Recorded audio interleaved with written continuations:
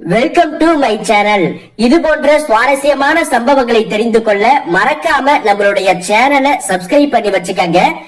எங்களுக்கு பணம் கொடுத்த கடன்காரர் என் மீது விசித்திரமான அன்பு வைத்திருந்தார். என் அம்மா மீதும் விசித்திரமான பாசம் வைத்திருந்தார். அடிக்கடி என் அம்மாவை தனிமையில் சந்திப்பார். மாடியில் ஒரு விசித்திரமான சத்தம் கேட்டது. என்னதான் நடக்கிறது என்பதை எட்டி பார்த்தேன். அப்போது அந்த கடன்காரரும் என் அம்மாவும் தனிமையில் இருந்தனர். அதை பார்த்த நான், அவரும் என்னை பார்த்து விட்டார். உடனே அவர் என்னை அழைத்தார். விளக்கை அணைத்துவிட்டு என்னுடைய அம்மாவையும் என்னையும் ஒரே படிக்கறையில் ஒரே நேரத்தில்.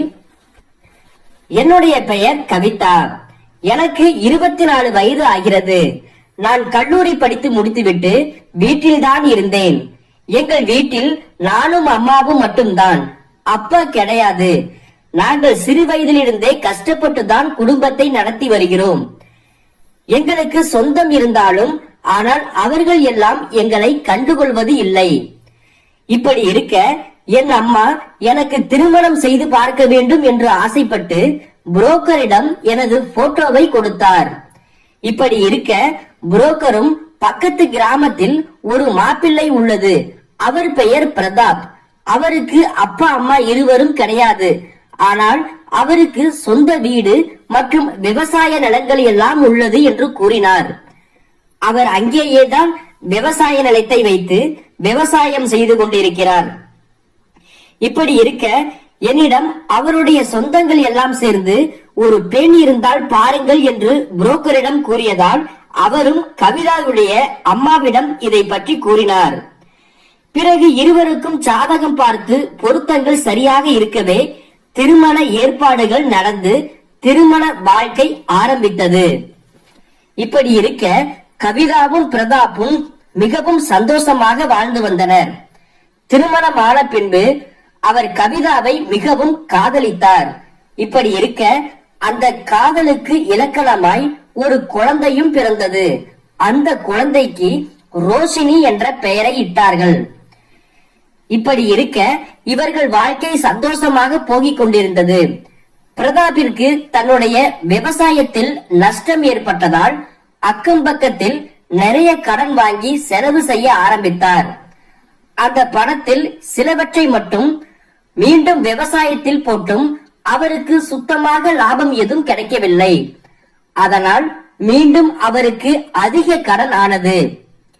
கடன்காரர்கள் வந்து வீட்டில் நிற்பது தன் மனைவி மற்றும் மகள் முன்பு தன்னை தவறாக முறையில் பேசுவது வழக்கமாகிக் கொண்டிருந்தது. இதனால் கவிதாவிற்கு என்ன செய்வது என்றே புரியவில்லை. இதை தாங்க முடியாத பிரதாப் ஒரு கட்டத்தில் மன அழுத்தம் அதிகமாக தன் வீட்டில் தூக்கு போட்டு இறந்து போனார். பிரதாப் இறக்கும் போது ரோஷினிக்கு 13 வயதுதான் ஆகிறது. அவர் இறந்து போகும்போது ரோஷினி பெரிய மகளாகவும் ஆகிவிட்டாள். பிறகு குடும்பத்தை வழிநடத்தும் சுமை கவிதாவின் தலையில் விழுந்தது. அவள் வேலைக்கு போகும் பணத்தில் தன் மகளுக்கு மட்டுமே சாப்பாடு போட்டாலே தவிர அவரால் தன் கணவன் வாங்கிய கடனை கடைசி வரை செலுத்த முடியவில்லை. பிரதாப் வாங்கி வைத்த கடன் தொகை 15 லட்சத்திற்கு மேல் உள்ளது. அப்படி இருந்தும் கவிதா தன் சம்பாத்தியத்தில் தன்னால் எவ்வளவு கடன் அடைக்க முடிகிறதோ அவ்வளவு கடனையும் தன்னுடைய கணவனின் அன்புக்காக அடைக்க முயற்சி செய்தாள். ஆனாலும் அவளால் கடனை முழுமையாக அடைக்க முடியவில்லை. பிரதாப்பிடம் கடன் கொடுத்தவர்கள் நாளை 5 பேர் உள்ளார்கள். அவர்களில் 2-3 பேர் சரி கணவன் இல்லாமல் கடனை அடைக்கிறார் என நாம் கொடுக்கும் போது வாங்கிக் கொள்ளலாம் என பேசிக் கொள்வார்கள். ஆனால் சில பேர் எவ்வளவுதான் கஷ்டத்தை சொன்னாலும் என் பணம் வேண்டும் என்று ஒற்றை காலில் நிற்பார்கள். அதில் என் கணவன் குறிப்பாக சிவனேசன் என்ற ஒருவரிடம் 10 லட்சத்திற்கு மேல் கடன் வாங்கி உள்ளார். அவர் அதே கிராமத்தை சேர்ந்தவர். அவருக்கு வயது 58. அவருக்கும் திருமணம் ஆகிவிட்டது. அவருடைய மனைவி மற்றும் மகள் ஆகியோர் டவுனில் இருக்கிறார்கள். இவர் மட்டும் தன் தொழிலுக்காக இந்த கிராமத்திலேயே தங்கியுள்ளார். அவர் அந்த கிராமத்தில் செல்வாக்கு நிறைந்த ஆளாய் இருந்தார். அவருக்கு நிறைய சொத்து பத்துகளும் நிறைய பணமும் உள்ளது. அவர் கொடுத்த கடனை திரும்ப வாங்குவதற்காக கவிதா வீட்டிற்கு அடிக்கடி வந்து போகுவது வருவது என்று அடிக்கடி இருந்தார். இப்படி இருக்க கவிதா எவ்வளவோ வேலைக்கு சென்று கடனை அடைக்க முயற்சித்தும் அவளால் அடைக்க முடியவில்லை. கவிதாவும் நம்மால் எவ்வளவு முயன்றாலும் இந்த கடனை அடைக்க முடியாது என்று ஒரு கட்டத்தில் நினைத்தாள். இப்படியெல்லாம் இருக்க சிவனேசனுக்கும் கவிதா மேல் ஒரு தனிப்பட்ட ஆசை இருந்தது. சிவனேசன் கவிதாவின் வீட்டிற்கு போகும்போதெல்லாம் கவிதாவின் அழகை பார்த்து ரசித்துக் கொண்டே இருப்பான். கவிதா, சிவனேசன் நம்மில் ஆசைப்படுகிறார், இவருடன் நாம் தனிமையில் இருந்தால் நாம் கொடுக்க வேண்டிய பணத்தை அவன் திரும்ப கேட்க மாட்டான் என்று நினைத்தாள். நாமும் குடும்பத்தை எந்த பிரச்சனை இல்லாமலும் சமாளிக்கலாம், இந்த கடன் தொல்லையில் இருந்து எப்படியாவது தப்பிவிடலாம் என முடிவு செய்து சிவனேசனுடன் கவிதா தனிமையில் இருக்க முடிவு செய்தாள். இப்படியெல்லாம் இருக்க சிவனேசன் போகும்போது வரும்போதெல்லாம் அவனுடன் சிரித்து பேசுவது போன்ற நடவடிக்கைகளை கொண்டு ஒரு கட்டத்தில் இருவரும் தனிமையில் இருக்க ஆரம்பித்தனர். சிவனேசனும் அடிக்கடி கவிதா வீட்டிற்கு போவது வருவது, தனிமையில் இருப்பது, இப்படி அடிக்கடி இருந்தான். கவிதாவின் வீடு அந்த கிராமத்தில் கடைசியில் தனியாக இருந்தது. கவிதா தன் மகள் ரோஷினி கல்லூரிக்கு செல்வதும் சிவனேசனை வரவைத்து அவருடன் தனிமையில் இருந்து வந்தாள். அது மட்டுமில்லாமல் அவரிடம் மேற்கொண்டு பணத்தையும் வாங்க ஆரம்பித்தாள். சிவனேசனும் கவிதாவின் அழகில் மயங்கி அவள் கேட்கும் போதெல்லாம் பணத்தை கொடுத்து கொண்டே இருந்தான். இப்படியே நாட்கள் போக ஒரு நாள் மாலை நேரத்தில் ரோஷினி கல்லூரி படிப்பை முடித்துவிட்டு வீட்டிற்கு வந்தாள். அப்படி இருக்கும் பொழுது வீடு உள்பக்கமாக தாப்பால் போட்டு இருந்தது. ரோஷினியும் வீட்டிற்கு வெளியே நின்று தன்னுடைய அம்மாவை எவ்வளவோ கூப்பிட்டு பார்த்தாள். வீட்டின் கதவையும் தட்டி பார்த்தாள். ஆனால் கவிதாவிடம் எந்த ஒரு பதிலும் இல்லை. வீட்டின் பின்புறத்தில் ஒரு ஜன்னல் இருந்தது. அந்த வழியாக அம்மா வீட்டின் உள் இருக்கிறாரா என்று பார்க்க ரோஷினி அங்கே சென்றாள். அப்படி பார்த்தபோது சிவனேசனும் கவிதாவும் ஒன்றாக கட்டிலில் தனிமையில் இருந்தனர். அதை பார்த்து ரோஷினி அதிர்ச்சியானாள். சிவனேசனும் கவிதாவும் தனிமையில் இருந்ததை பார்த்த ரோஷினிக்கு தன் மனதில் ஒரு சலனம் ஏற்பட்டது. அதை வெகு நேரம் பார்த்த பின்பு எதுவும் தெரியாதது போல மீண்டும் தன் வீட்டின் கதவு முன்னால் வந்து கதவை தட்டினாள். அப்பொழுது எதுவுமே தெரியாதது போல சிவனேசனும் கவிதாவும் வீட்டின் கதவை திறந்து ரோஷினியிடம் பேசினார்கள். ரோஷினியின் எதுவுமே தெரியாதது போல அவளும் இருந்து விட்டாள். இப்படியெல்லாம் இருக்க இரவு தூங்கும் பொழுது ரோஷினிக்கு தூக்கமே வரவில்லை. தன் அம்மாவும் சிவனேசனும் தனிமையில் இருந்த அந்த காட்சிதான் அவளுக்கு நினைவு வந்து போனது. அதே போல மறுநாள் காலையில் எப்பொழுதும் போல கல்லூரிக்கு போன போதும் நேற்று பார்த்த அந்த காட்சி மட்டும்தான் அவள் கண்முன்னே வந்து போனது. இதை நினைத்து கொண்டே இருக்க அவள் மனதிலும் தவறான எண்ணம் தோன்ற ஆரம்பித்தது. அடுத்த நாள் மாலை மீண்டும் பள்ளி விட்டு கல்லூரி விட்டு ரோஷியின் வீட்டிற்கு சென்றாள். அப்பொழுது சிவனேசன் அங்கு வந்து ரோஷினிக்கு சாப்பிடுவதற்கு தேவையான அனைத்தையும் வாங்கி வந்து கொடுத்தான். சிவனேசன் கவிதா வீட்டில் அமர்ந்து டிவியை பார்த்து கொண்டிருந்தான். அப்பொழுது ரோஷினி அவனையே உற்று பார்த்து கொண்டிருந்தாள். இப்படியெல்லாம் இருக்க அன்று இரவு ரோஷினிக்கு கவிதா சாப்பாட்டை கொடுத்து தூங்கச் சொன்னாள். ரோஷினியும் சாப்பிட்டு விட்டு தன் அறைக்கு சென்றாள். பிறகு கவிதாவும் சிவனேசனும் சேர்ந்து ஒன்றாக தனிமையில் இருக்க ஆரம்பித்தார்கள். இதை தூங்குவது போல பார்த்து கொண்டிருந்த ரோஷினிக்கு இவர்கள் செய்வது அனைத்தும் தெரிந்து போனது. ரோஷினி அவர்கள் ஒன்றாக இருப்பதை மீண்டும் பார்க்க வேண்டும் என முடிவு செய்தாள். ரோஷினி அந்த வீட்டின் கதவை திறந்து மீண்டும் அதே ஜன்னலுக்கு சென்று தன் அம்மாவும் சிவனேசனும் தனிமையில் இருப்பதை பார்த்து ரசித்துக் கொண்டிருந்தாள். இப்படியே போக தொடர்ந்து தன் அம்மாவும் சிவனேசனும் தனிமையில் இருப்பதை பார்த்து கொண்டே இருந்தாள். நாட்கள் போக போக ரோஷினி சிவனேசன் தன் வீட்டிற்கு வரும்போதெல்லாம் அவனை பார்த்து சிரிப்பது, அவனுடன் பேசுவது என இருந்தாள். ரோஷினிக்கும் சிவனேசன் உடன் தனிமையில் இருக்க வேண்டும் என்று ஒரு எண்ணம் தோன்ற ஆரம்பித்தது. தன் சின்ன வயதில் தன் அம்மாவும் சிவனேசனும் இப்படி இருந்ததை பார்த்து அவளுக்கும் அந்த எண்ணம் தோன்ற ஆரம்பித்தது. அது ஒரு புதுவிதமான அனுபவமும் அவளுக்கு தந்தது. அந்த உணர்வுகளுக்கு ரோஷினி அடிமையானாள். இப்படி ரோஷினி சிவனேசனுடன் சிரித்து சிரித்து பேச, ஆனாலும் அவன் இவள் சின்ன பொண்ணு என்பதால் அவனை பெரிதாக கண்டுகொள்ளவில்லை. தான் உறவை கவிதாவுடன் மட்டுமே வைத்திருந்தான். இப்படியெல்லாம் போக ஒரு நாள் கவிதாவும் சிவனேசனும் ஒன்றாக இருக்கும்போது வழக்கம் போல ரோஷினி அதை பார்த்து கொண்டிருக்க, அவள் பார்த்து கொண்டிருப்பதை சிவனேசனும் பார்த்து விட்டான். அதையெல்லாம் பார்த்து அவனுக்கு அதிர்ச்சியானது. ஆனாலும் அவன் கண்டுகொள்ளாமல் இருப்பது போல கவிதாவுடனே தனிமையில் இருந்தான்.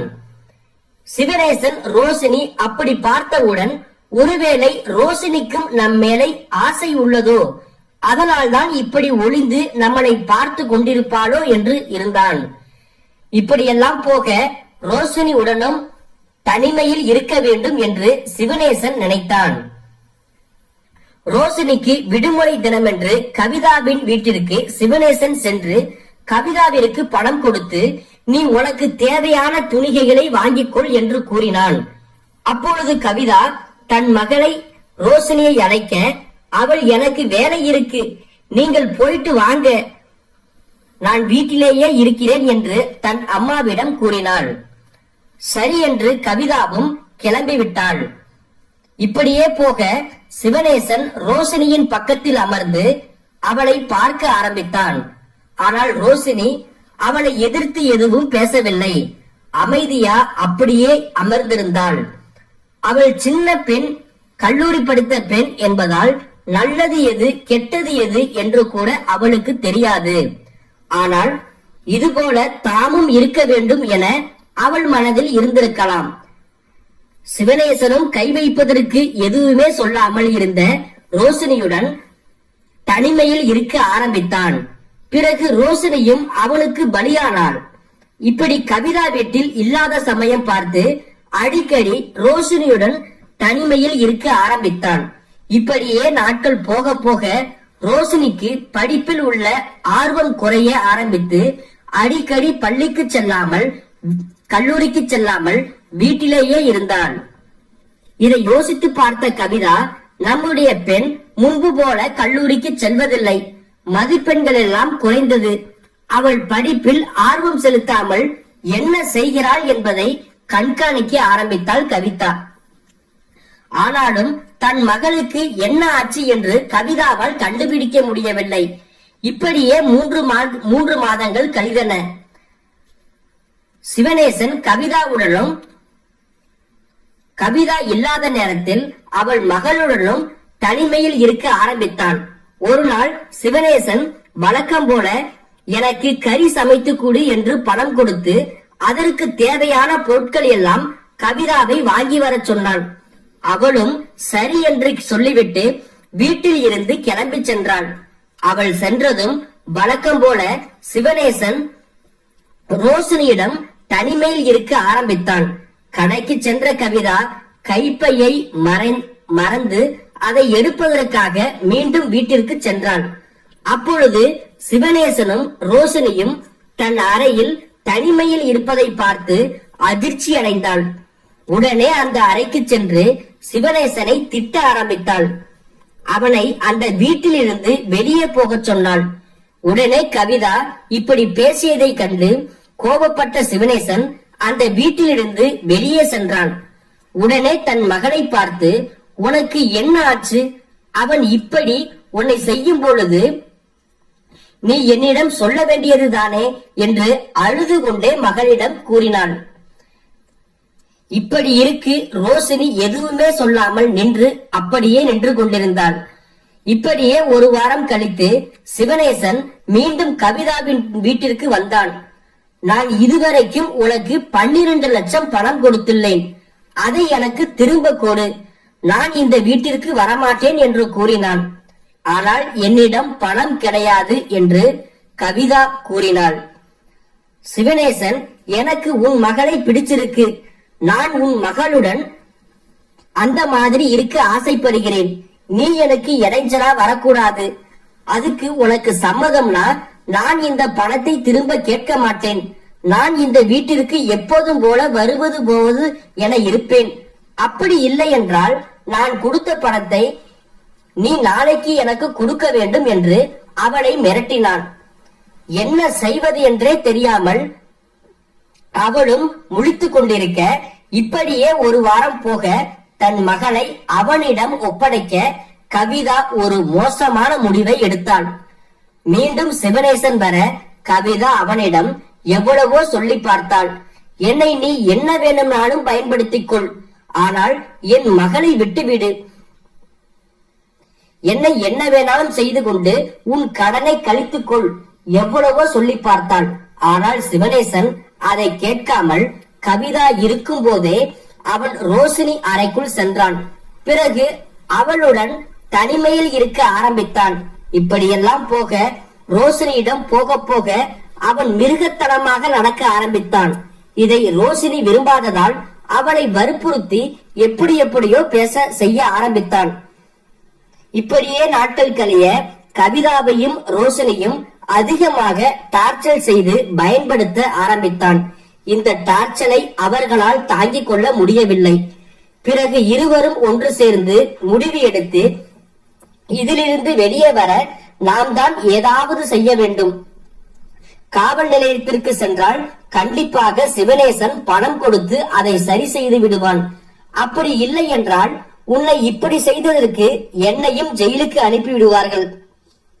இதற்கு ஒரே வழிதான் உள்ளது, நாம் இருவரும் சேர்ந்து அவனை கொலை செய்து விடலாம். அப்படி செய்தால் மட்டும் நாம் அவனிடம் பணம் கொடுக்க வேண்டியதை திருப்பி கொடுக்காமல் தப்பிக்கலாம். இவனுடைய இந்த டார்ச்சரும் நமக்கு இருக்காது.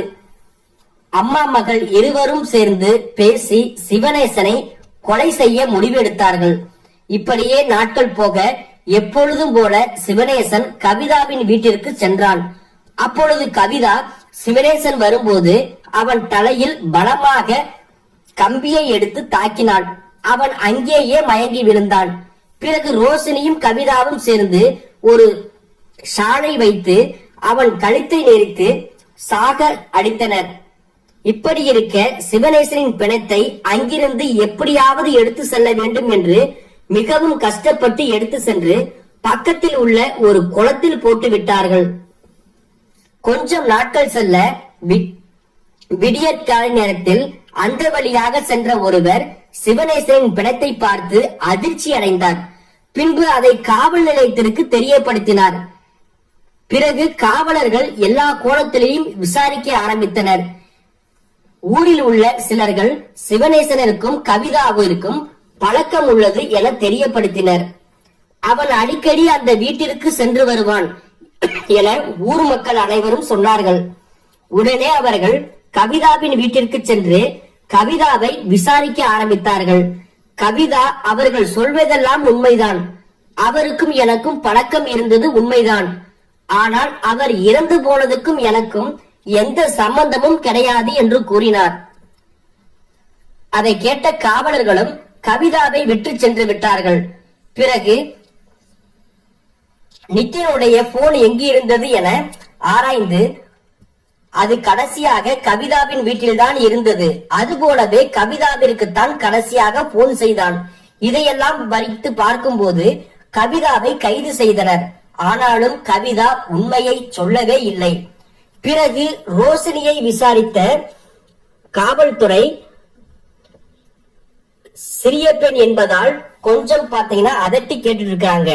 ஆனால் ரோஷினியும் பயந்து போய் எல்லா உண்மையும் சொன்னாள். தனக்கும் தன் அம்மாவிற்கும் நடந்த கொடுமைகள் அனைத்தையும் காவல்துறையினரிடம் கூறினாள்.